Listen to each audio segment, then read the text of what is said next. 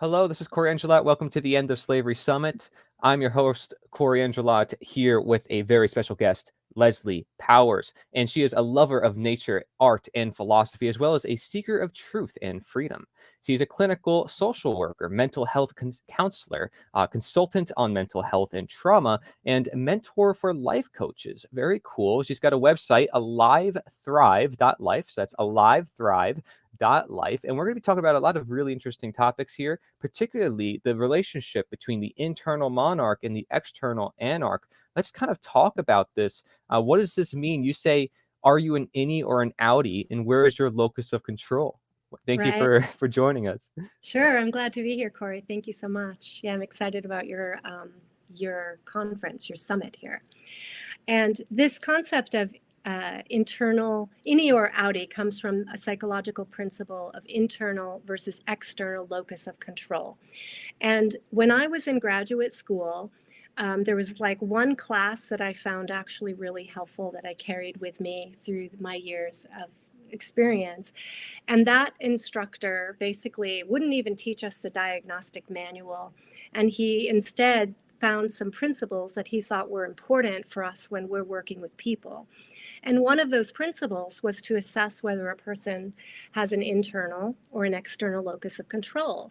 And what that means is when a person is facing difficulties in their life, do they see that the power to make change is within them, that they have that power internally, or do they feel that the problems are due to external sources and the solution is on the external, in the external world as well? And as I've started to learn about natural law and, the various teachings about,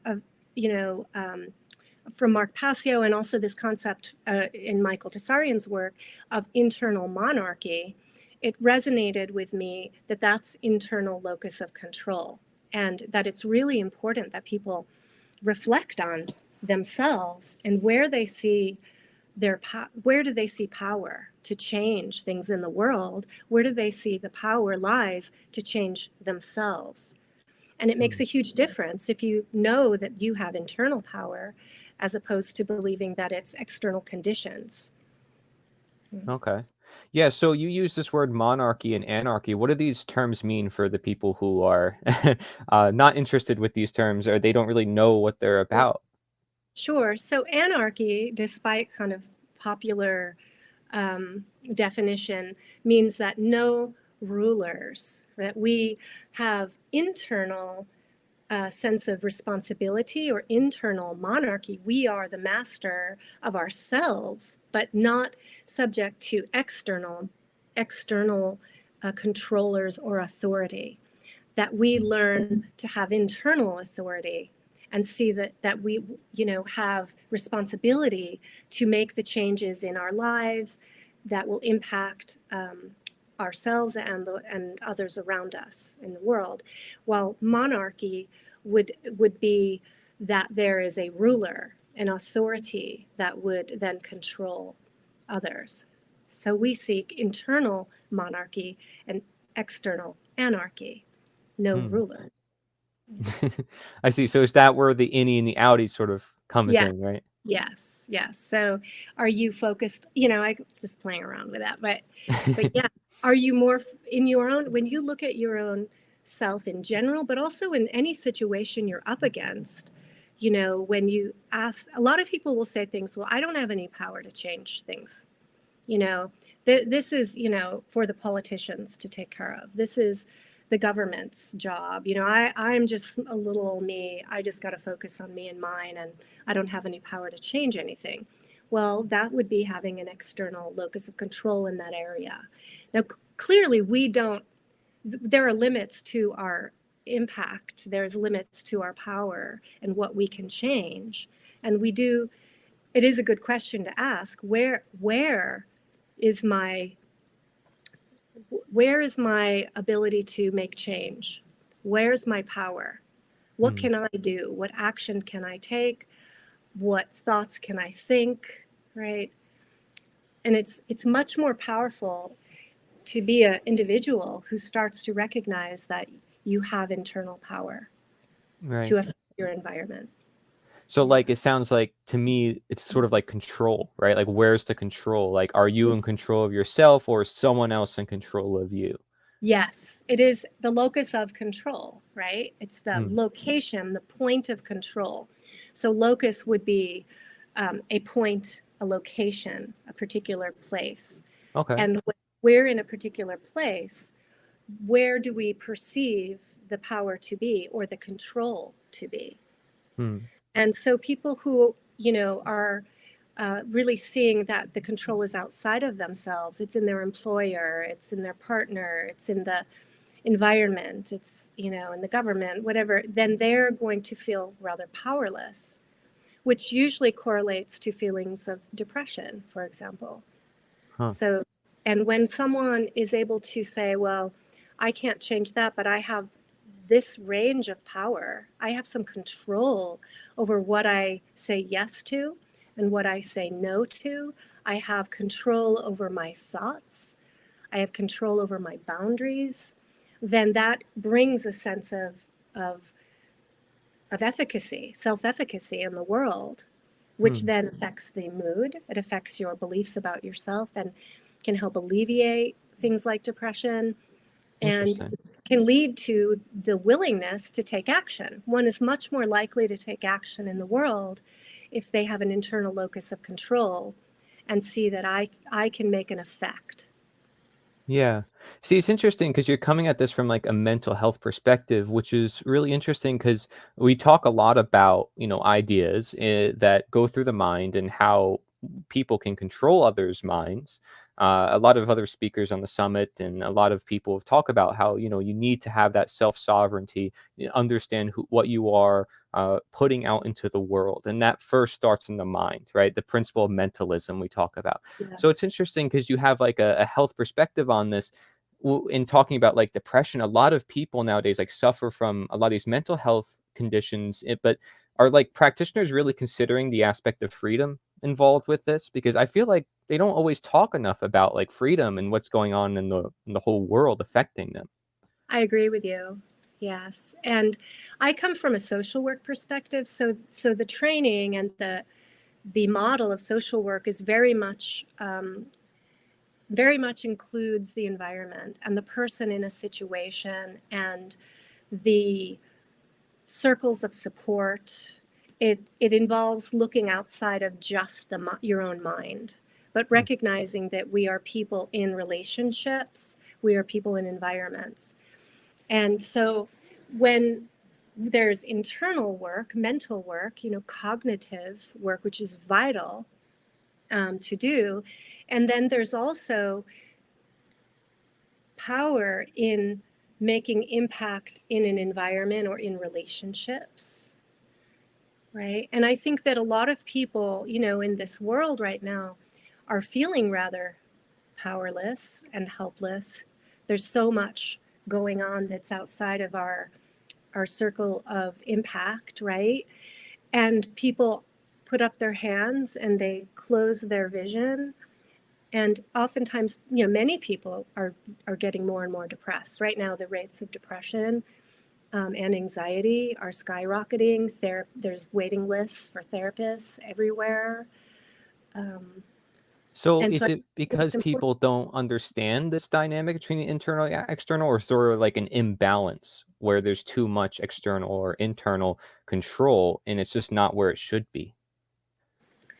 I think that it's going to vary among people, right? Hmm. And so what I'm suggesting is that people really take a look at themselves and their beliefs, their acting cognitions, their thoughts around what they have ability to change and what they don't. And I think in many cases there's more opportunity to make an impact and make a change in their own lives, but also that can ripple out into the world, Hmm. by shifting a little bit to say, well, maybe I have some opportunity to make decisions that I can have an impact, right? And then take action to do that.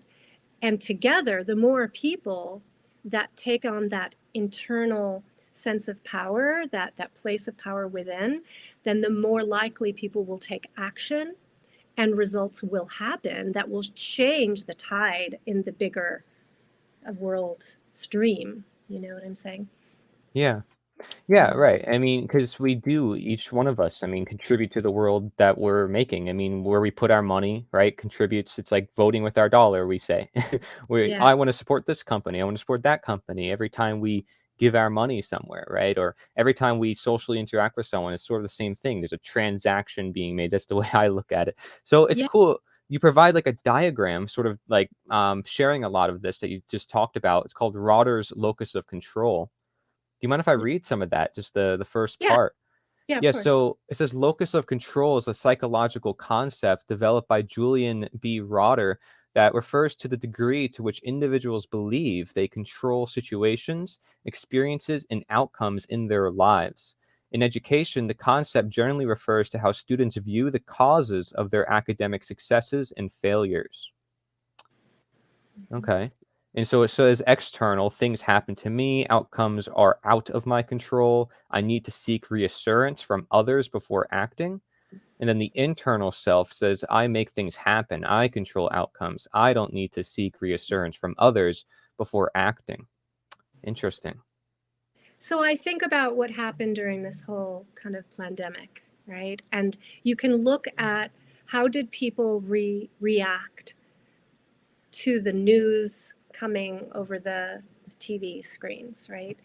And those people who relied on the authority to know information as to be the source of truth followed, right? So in those, so you hear people saying a lot of things, well, I'm not a doctor, I don't have a degree in that, I can't figure that out, I have to look to the experts, right? And then you saw these people turn to government experts and people with, you know, who claimed certain expertise. That I would say is a good example of an external locus of control in that situation. And people who stayed home and didn't go outside without wearing a mask, or sat at their dinner table with their own son in their own house with masks on. You know, I know people like that. And I think about that, and I think about the difference between that response and those of us who said, wait a minute here, I think I can make some conclusions with my own brain. I'm not just going to follow this. I Right. know that I have the efficacy, I have the intelligence, I have the ability to glean information and think things logically. And that's because of having an internal locus of control. So I see it being huge. Yeah, the chart mentions if you have an internal locus of control, you're less likely to conform and obey social influences. Whereas if it's external, you're more likely to conform. So, because you're seeking it, right? You're sort of like being a victim, right? There's a Yeah, victim mentality. yeah, yeah. A person who's vulnerable and needs to look to an authority figure to make a decision. Hmm, You know, tell me what to do. right. And it brings up the whole concept of authority and whether the legitimacy or illegitimacy of authority, right? Yeah. Because if you have an internal locus of control, then you are much more likely to believe that there's an authority figure who has the right or power to give those orders, to make the decisions for you, you know, and can enforce your obedience. And then there's fear, right? Hmm, So it's very connected. yeah. Then with those people become vulnerable to manipulation, coercion, abuse by the authority. Yeah, and they learned that from a very young age too, right? In schools, where it's like, if you don't disobey, this will happen to you. So that fear is sort of built into it, not just the school system, but the political system too, because if you don't obey the laws, there's going to be consequences. So there's fear on both ends, it seems. Yes. And I So, think even in your home, children with their parents from an early age, that sets a stage to whether you are raised to obey my word, do as I say, and or whether you are given validation for your own thoughts and creative Mm. expressions or Yeah. seeing things a different way. Kids can get deflated very young. Would you say that's like the difference between like a natural leader versus like a leader who is just there for authority, not really influencing people, So rather than coaching and guiding and teaching, rather seeking the authority and saying, just do as I say. Yeah, Would you that's say it's sort of like that? yeah, I hadn't really thought of it, but I think like if you are raised by a very authoritarian parent, for example, you're already having this imprint that there is such a thing as an authority, and it's dangerous if you challenge it, right? And there's a sense of I don't have control, the authority does. And Mm. therefore, what does a person do typically when you feel lack of control? You seek to feel in control in some way, which would make you vulnerable to becoming a authority yourself or an enforcer, I Wow. would think. I'm Yeah, guessing. no, well, there is a quote. It's funny you say that. There's a quote that I know. It says the slave, begins asking for their freedom and then ends asking to wear the crown. So it's a quote that I've seen before, and it's like that sort of comes to mind when you talk about that because if you still have that mentality, right, of I am a victim, and I need something, and I'm never happy, I'm never content with who I am. I mean, Yeah. are you ever going to be happy? It's like if you can't be happy now, can you try to? What are you going to seek? Are you going to seek attachments, material things to make you happy? More things, right? Mhm. Or power, Mm. prestige, title, position, right? So there's like, that's what's going to make you feel like you're important and that you're powerful. Seeking power, But not actually, right? but not actually, it's a false power. Yeah. Okay. Because the real power is inside us, not, Interesting. So I let's think. talk about that. Yeah, so let's talk about that. You call that empowerment, right? Which is, I like that word because it's sort of like bringing the power out of somebody. Because you said before, it's sort of like in them. You just got to bring that out into that internal monarch, as we talked about before, monarchon, one ruler. So you say it's developing mastery over ourselves, and that is the goal. How do we attain mastery over ourselves? Mhm. So it's a process of internal reflection. I think okay, we could go back to a child again, right? How does a child develop mastery? They are given opportunities to try on their skills. They get the opportunity to walk, to jump, to climb, right? To be given opportunities to draw. There's a drive. I've seen it in my own children. It's very real. There is a drive to impact your environment, to interact with it. And you can see a child who, is able to do a puzzle or move something on their own, and they're gleeful. It's Mm, triumphant. It's a good feeling, and I think it starts there. It starts with those opportunities to have freedom within a boundary of safety, right? So a parent is there to supervise, to provide a safe container for a child to explore. And so a mm, child with a healthy attachment, a healthy relationship that's secure, actually walks away from their parent to explore the environment. And then they get to have those experiences of efficacy and impact on the world. And they get, the parent claps and is happy for them, and they make sure that they don't fall down the stairs while they're doing it, as opposed to maybe a very helicopter parent who is so nervous that they won't let their child explore very far, or they're right on top of them, or don't touch right. that, or oh my gosh, you're going to fall off that. And so it's that mastery starts very young, and then in all of those developmental stages of life, there's going to be an impact on that person's sense of inner inner monarchy, right? So you go to a school system, And we all have stories of being, shut down or told to sit down or be quiet, or you're talking at the wrong time, or whatever it might be, or don't, you interpreted that poem wrong. I remember that one. And so, it has impacts on people over life. And I think that sometimes people get beaten down a bit, and then they start to believe that they don't have, that they're not important, that they don't have a real purpose, they don't have much impact in the world, there's not much, they can do well. I mean, there's all a continuum of that, Right. right? And so let's say you're a person who is feeling very powerless and hopeless, and don't feel that you have a clear purpose, and you're not feeling very um, like you have many options of impact in the world. Well, that's a internal work. I mean, it's an inside job, right? To look at those thoughts.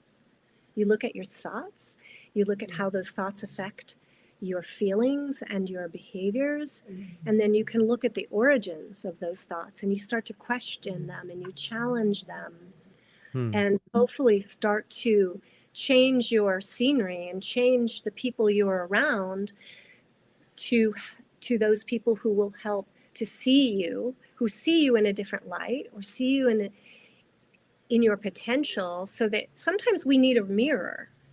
We need a mirror. We can do a lot of work internally, but it really helps accelerate the process of growth when you have someone positive, supportive, who cares about you, and will help for you to see yourself in a new light of one of Yeah. power. And I would say, as a counselor, that is part of my role. Is I'm helping people to see their true nature and their skills and gifts that they don't see.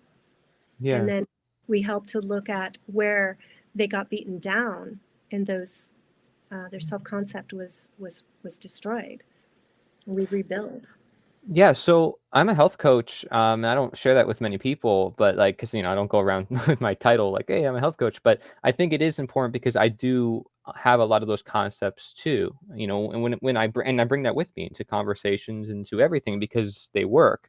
Something called the magic of mirroring, which is sort of what you just said. Having that mirror to reflect upon, having somebody that you trust to talk to. Another thing that worked for me was journaling. So like you said, like keep track of your thoughts and find out their origins. I can look at my own journal and find out how I was thinking, then versus now, and compare and contrast. And I was able to see different perspectives. I'd run like different simulations, like talking to different persons. And I think that all contributes, and it's sort of like curiosity within itself, which you talk about with like the exploration of the child, which I think is really important, because we can say, yeah, it's conformity. That's the issue. It's just conforming to society, but it's more than that. It's more than just that, because there's a suppression of the curiosity, like you mentioned in the school system, where here's the test and this is the way it must be done. This is how you must act, basically. Not Yeah, how do you think? It's what to think. And even at home, right? The kids are now given technology. You'll play this iPad, go in this technology, and kind of turn off your mind and let this other thing be the creative mechanism. Now, that thing could help with creativity potentially, right? Depending on what you're doing with it or what have you. But I think oftentimes we might use technology as a means to like sort of suppress that curiosity. I don't know if you agree with that. But I think we have to be conscious of those influences as well. Uh, yeah, and John Locke said that, nature has children born with curiosity to help get rid of their ignorance. And I think that's sort of important because it helps them learn even more. Like if somebody's yeah, just told what to do, are they really learning? Versus somebody who gets to experience the world and just has someone there to make sure that they're safe. I mean, because like you said, as long as the parent is there to keep them safe, the child can have fun and figure out things on their own if you just give them the time, the space to do it. And a little yeah, bit of guidance goes a long way, does it right. not? Yeah, for sure. And I think also what came to my mind as you were talking was this idea of technology being someone else's creativity being kind of put on you, and mesmerizing you, a lot of it. And then kids end up sitting a lot and they're inside. And so they're not playing creatively, creating their own thoughts and ideas with like Legos and blocks and or a pen I and love paint, that. right? Instead they're, sort of within very strict confines, usually of some programmer creator. Yeah. And and then they're not, and then being outside is also, I think, missing for a lot of kids. I know, and very different. When I was young, my parents just gave me free roam and I was outside all the time. And that's where I had a lot of creativity. I had this very active fantasy world and play with my friends and exploration and exercise. And I think that helped to like instill in me a sense of, um, you know, that internal power, that internal control, because I was out there doing stuff. Yeah. And nature itself, is a feedback mechanism that we interact with. And it's a different feedback mechanism than the screen. I almost think it's like created as an alternative to nature, right? To do the mind control ultimately. But what we Hmm. really need to be is in nature, interacting more. I mean, I'm not totally against everything in technology, but I think a lot of it has to do with your consciousness of it and the balance. And there's yeah, so that's what I want to say about that.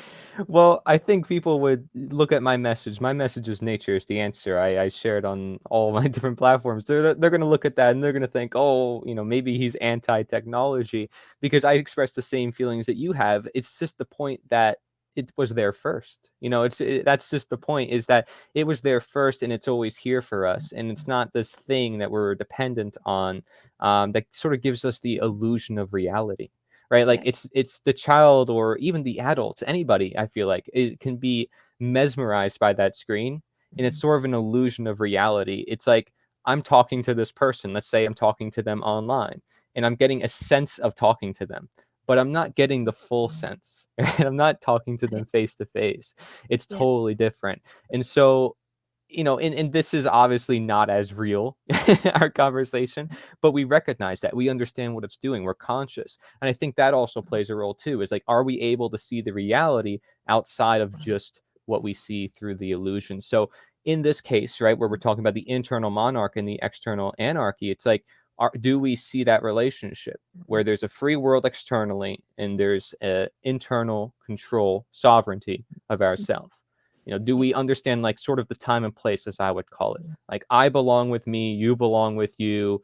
We each belong among each other, but I can't claim to own you or rule you or what have you. right. And also where we get our beliefs about what's true, Mm. our understanding of what's true. I don't really like the word belief, but I look at, say, my daughter and her generation. They look to what they see online as the truth, and I can say something, but I'm really not seen as the one who knows. I'm Mm. like kind of, what do Mom, you're weird, right? You know, and I feel that the technology, when it risks pulling kids away into this vortex that is takes any sense of like control a parent thinks they have or wants to have over their kid, like the influence, right, as opposed to control. But the influence gets diminished the more that kids and adults are in that world that is questionable what's real and what's not, because you don't know sometimes. And that not having the skills of the trivium, that truth seeking method, because it's not taught. Instead, you look up Google, you Google it, and what you get, which now we know is limited, right? It's controlled what comes up. So people could do their search on Google, but be missing a whole lot of stuff and not knowing how to really discern truth. And and ultimately, it's like trusting something external. Yeah. And And I oftentimes think, on faith, right? Like we don't yeah, really know because you don't have direct experience. yes. And I think it also has to do with like people, we're not taught the hermetic principles, we're not taught natural law and understanding how to interpret what we're seeing and reading. That's kids aren't encouraged to do that in school. They're Mhm. again taught to, you look up, you study a fact, right? And that's Yeah. the fact ever. Yeah, you have a good slide that sort of sums up a lot of what we've talked about thus far. And I don't know if you want to read it or if I should read it, but I think it talks about some of the skills that are required for this process of freeing ourselves. And we can sort of correlate that and connect this after we read the slide. We can sort of connect it to what's going on in today's world with the certain belief systems that we identify as, particularly dangerous, like statism, for example, right? I mean, as a mental health counselor, I doubt a lot of other mental health counselors are addressing No, statism no. as a And I belief do. system. I do. And it's interesting. There's a magnetism in the universe that brings me clients like that are open to these ideas in great part. And so it's pretty cool because I can have these conversations and do. I cannot see the screen, so I'll ask you to read it. Sure. Yeah, no problem. It says potentially most every developing child and adult can learn to master their own internal mental and emotional state, to discipline their physical impulses, and to live according to moral principles. I am calling this internal monarchy. We are free to act as long as we do not cause harm to another. Skills required are self awareness, self reflection, emotional intelligence, and emotional regulation, understanding right from wrong, personal responsibility, living by the non-violence principle, self defense skills, respect for every individual's rights as equal to our own, holistic health habits, communication and personal expression skills, reflective listening, problem solving, time management, critical thinking, etc. If we have internal monarchy, then we can learn to live peacefully and harmoniously in a state of external anarchy. All the skills are learnable. The added requirement is to care. Care comes from the ability to have empathy and recognize that all people are connected and in essence one under a universal power or what many would call God.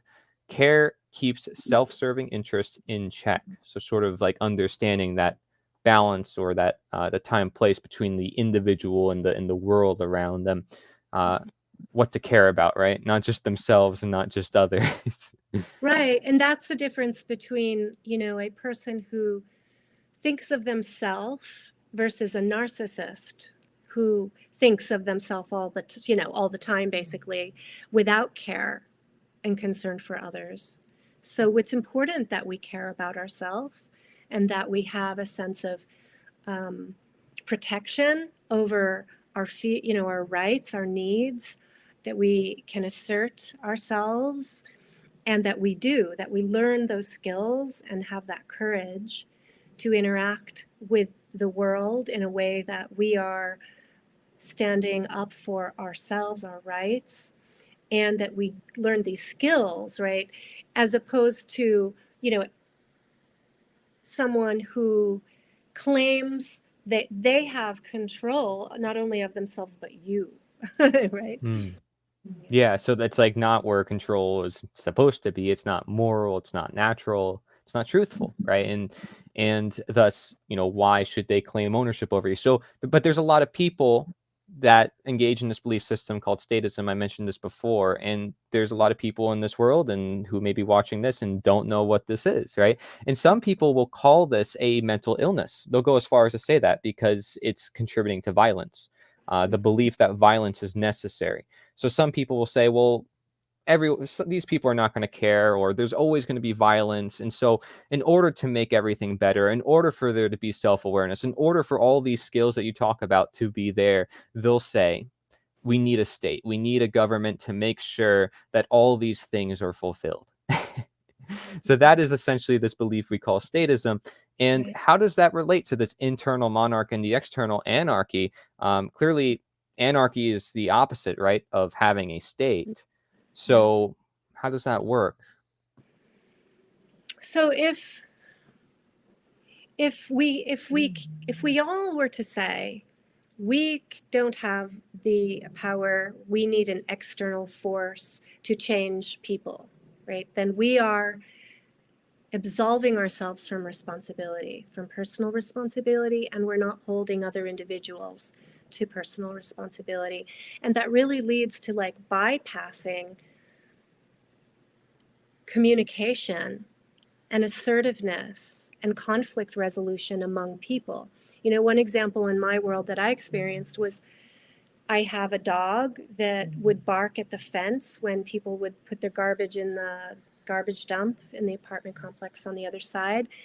And they got upset. Somebody got upset that my dog was barking at them, and they call animal control, right? And they're calling that external authority. We need that animal control to come and tell me that I need to get control of my dog, right? As opposed to, and that's so common, people are afraid to go knock on their neighbor's door or to lean over the fence and say, hey, you know, did you know that your dog is like barking and jumping at the fence and growling, you know? And they don't do that. Instead, they're going to some external, you know, power figure. And I see this as being a, you know, in this external locus of control, not internal, not recognizing that I have a responsibility and I have the skill and ability. I can develop those skills to communicate. I don't need to be afraid. There's fear at the root of this. You know, I'm afraid to talk to him. He might, you know, be hostile. He might have a gun and want to shoot me because I'm complaining about his dog or whatever, right? And so I think at the root of this is fear. And as we keep deflecting our responsibility and not having faith, well, you know, in the ability of people to step up, you know, then they won't. Then people won't step up. I think we all need to own our own responsibility to make and to communicate with others, to assert ourselves, to develop the skills of emotional intelligence and learn the skills to manage our emotions and to manage our impulses to get mad or, you know, whatever it might be, to have a panic attack. And when we can do that, then we can start to know that other people can do that as well. And then we can start to teach and influence.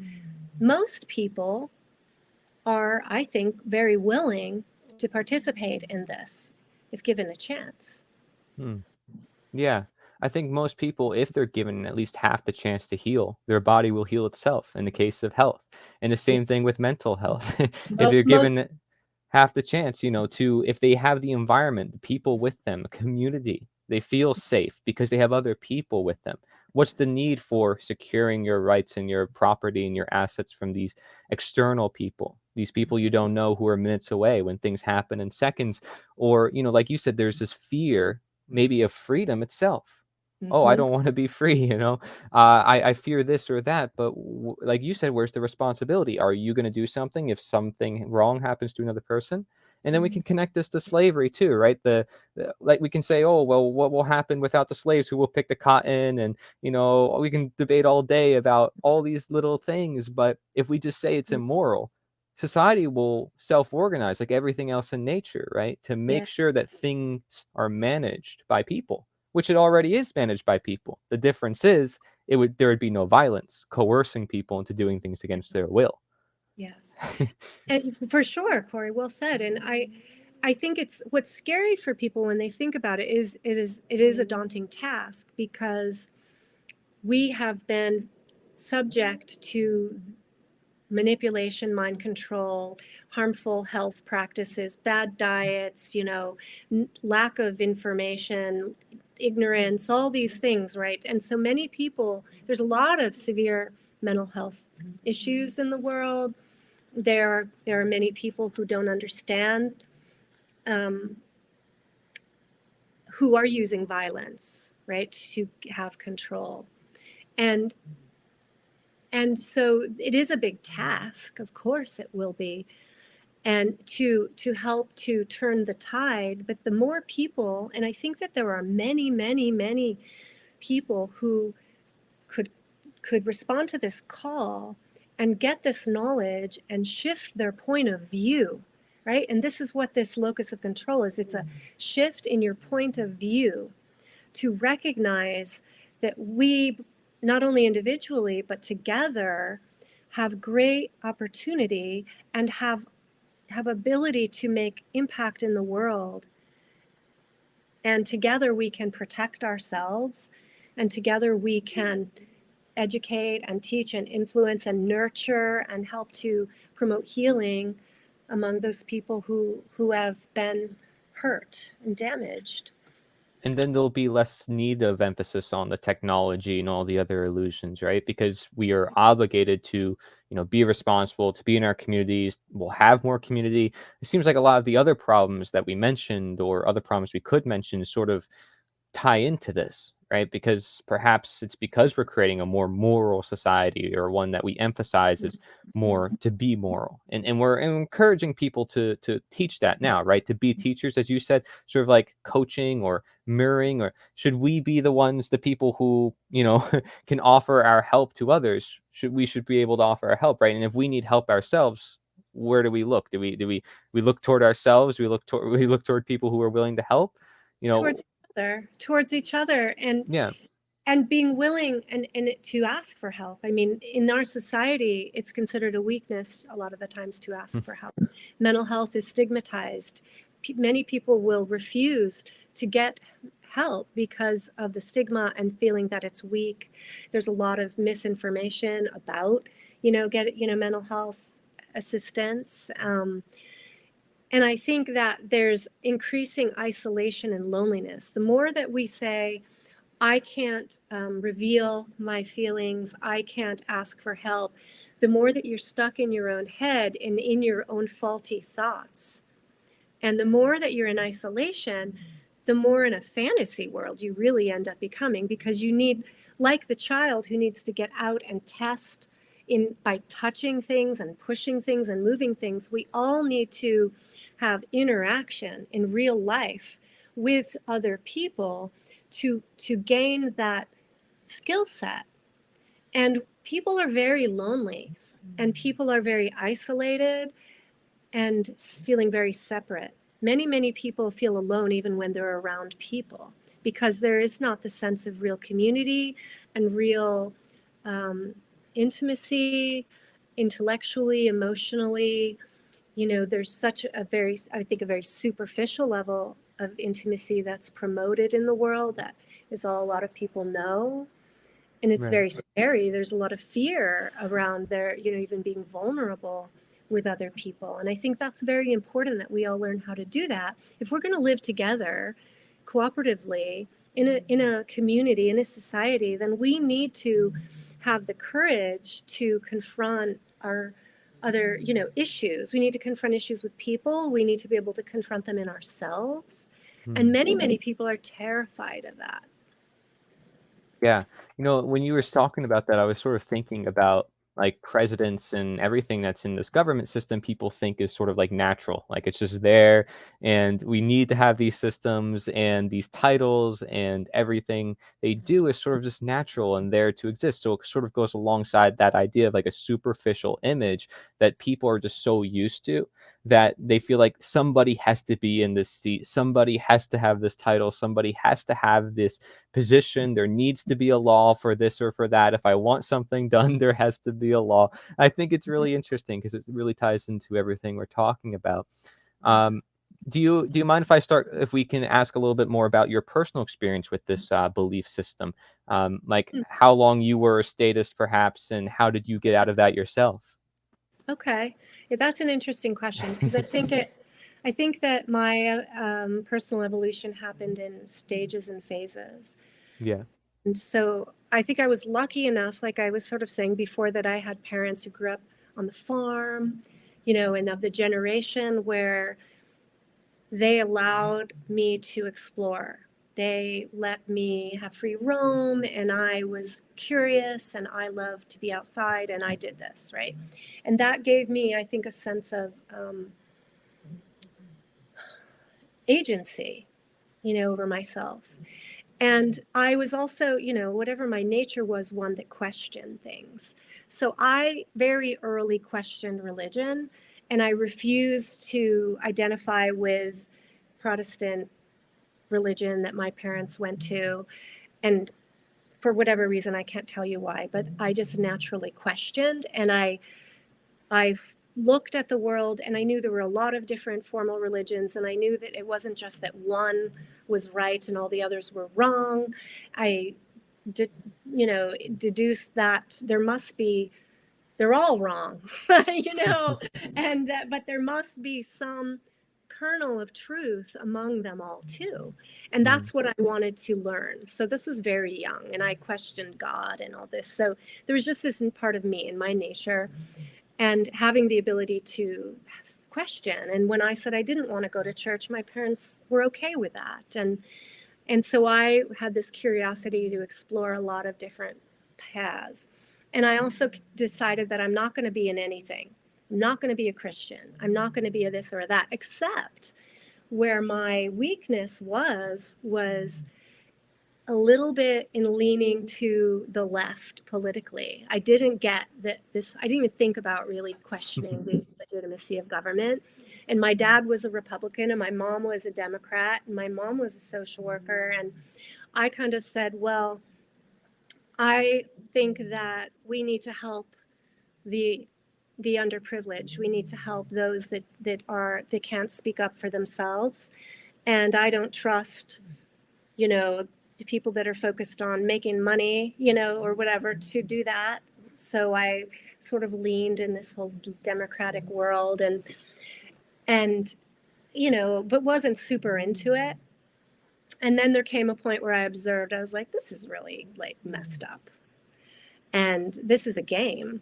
And there's like, I was watching, okay, there's always the pattern. The Democrat wins, and then the Republican goes in, and then the Democrat goes in. I'm like, wait a minute, I don't think I want to be a Democrat or a Republican. And I thought, well, I'll be an independent.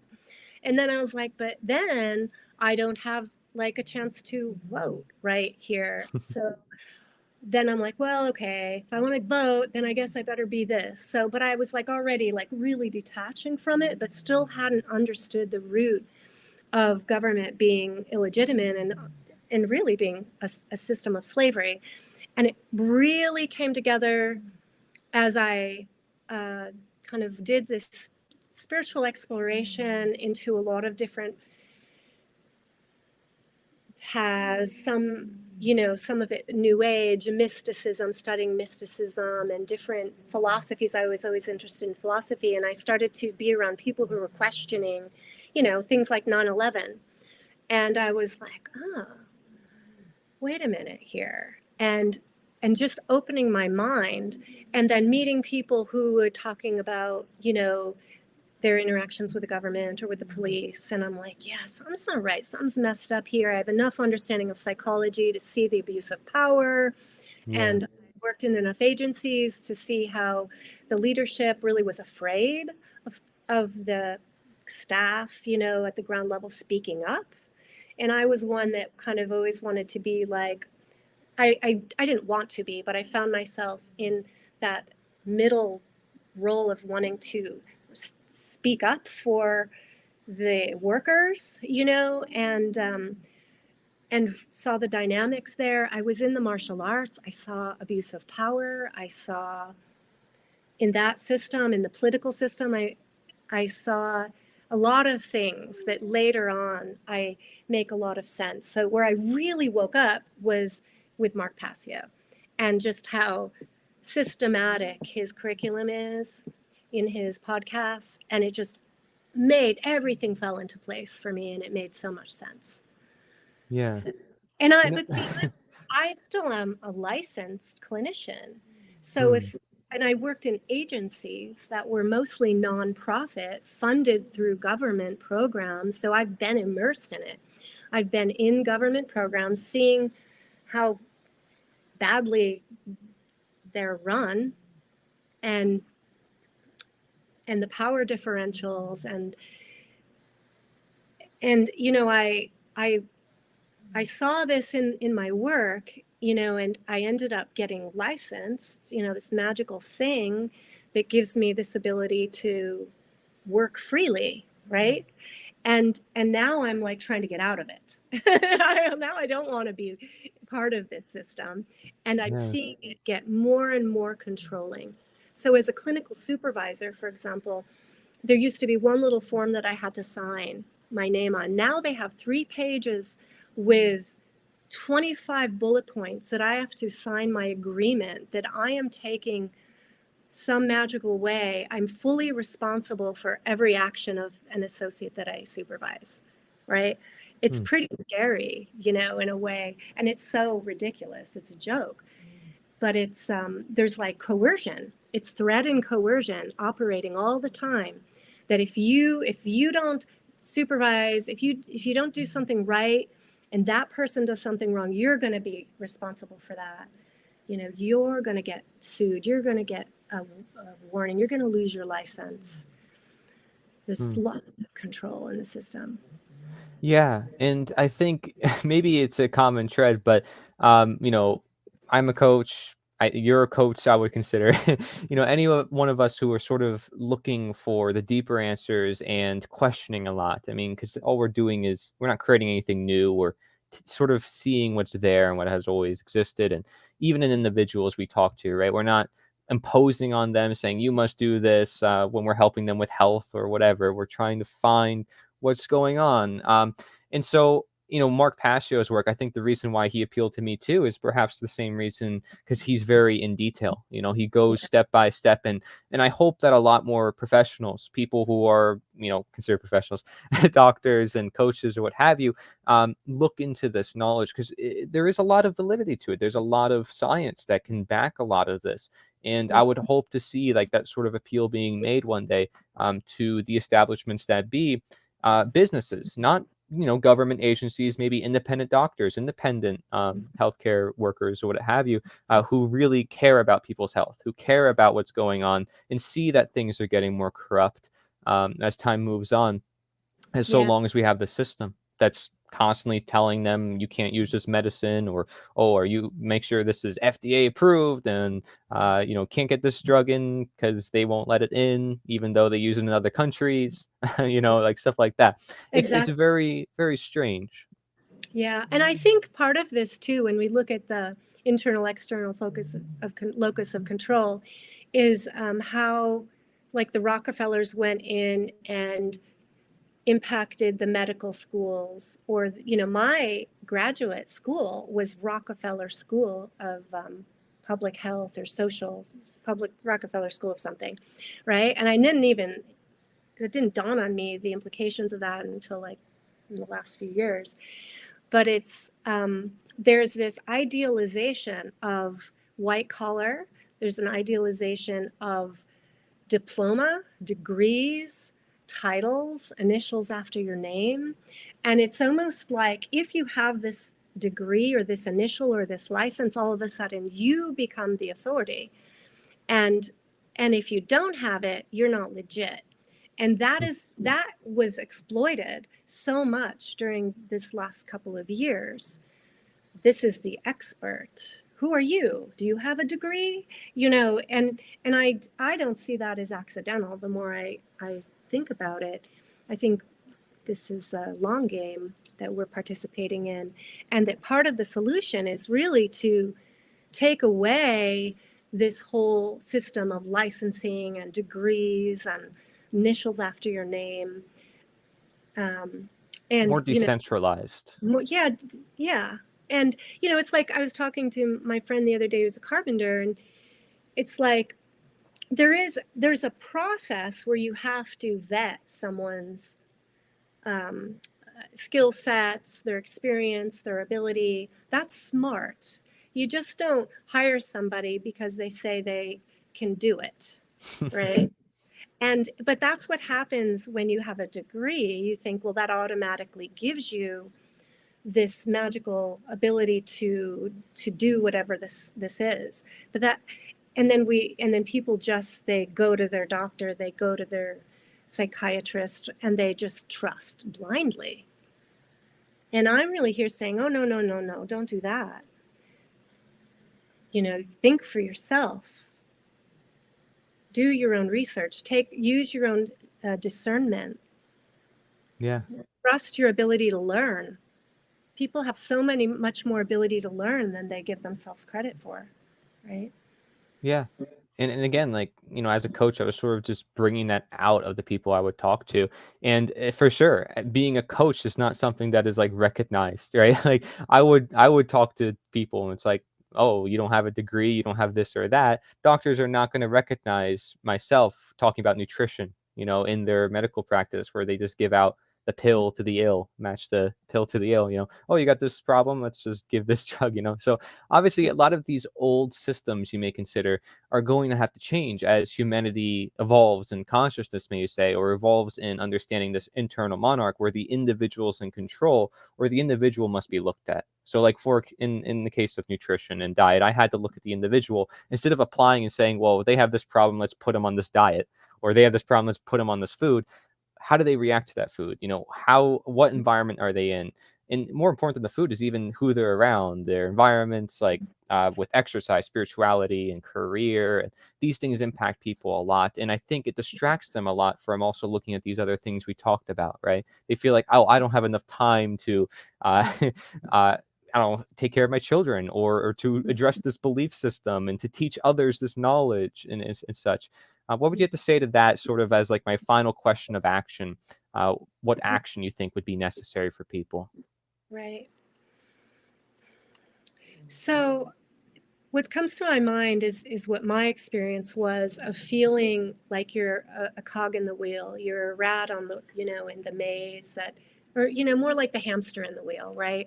And we get ourselves more and more bogged down through kind of buying into this template of the American dream of getting a car and buying a house and having a boat and building debt. And if you want things, you have to have credit. And if you want, to have a good job, you have to get a degree, and then you have to pay the loans off. And then, you're going to get married, you're going to have kids. And then and all of a sudden you have this incredibly loaded, uh, overloaded plate where you become somewhat of a slave to all of that, what you've created, what you've done.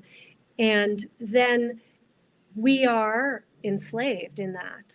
That is part of our enslavement, is stepping into that world and thinking that's what success is, and that's just the only way to do it. So part of it to me is like questioning all that and saying, wait a minute, is this really the only way to do it? And how can we do things different? And how can we detach from all these systems that we have become collaborators with, that we're bed partners, and they are putting their claws in me and putting me in fear and putting me between a rock and a hard place, and I can't move. Somehow we need to start to peel off the layers so that we come from a place of our own center and our own efficacy, our own internal locus of control. So, I quit my job about a year ago. And that took some courage to do that, because I wasn't willing to be a part of the system that promoted the whole vaccine agenda and the masks and the testing. I wouldn't do it anymore. That was a step that I took to detach from that, to become more of a free agent.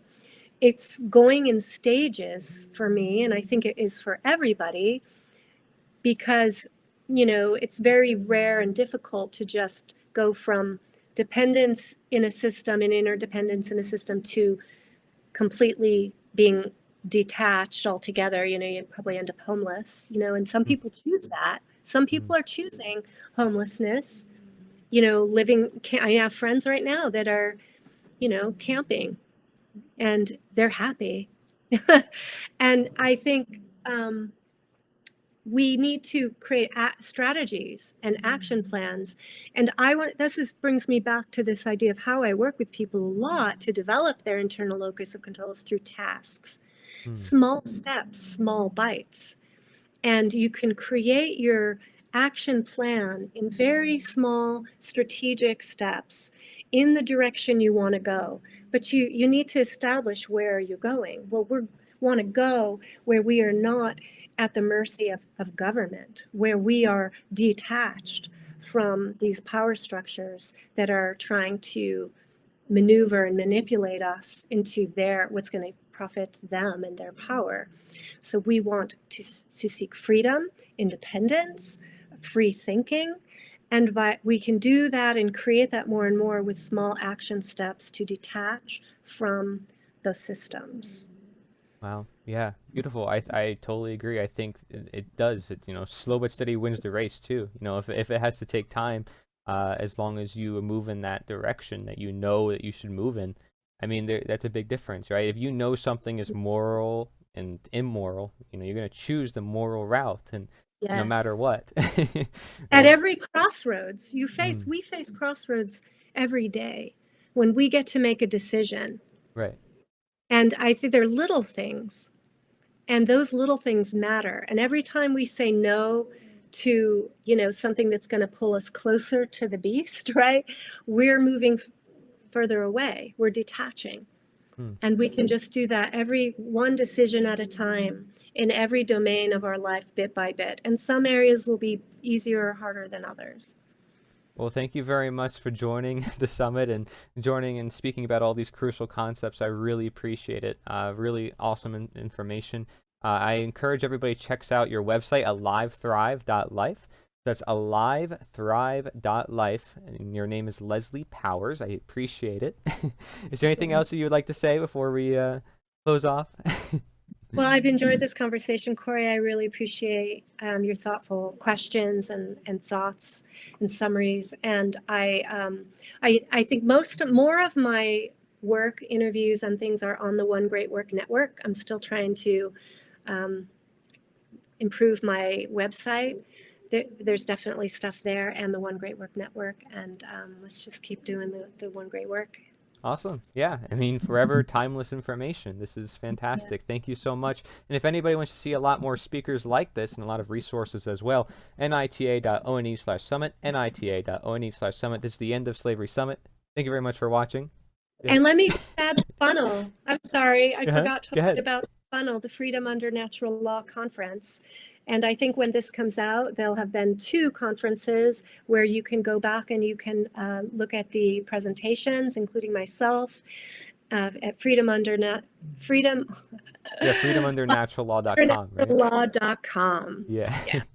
So it's freedomundernaturallaw.com. She's referring to funnel. There's a lot of speakers on that event. Thank you very much for sharing that as well. I appreciate everybody for watching. Be sure to check that out and your website and everything else. Take care.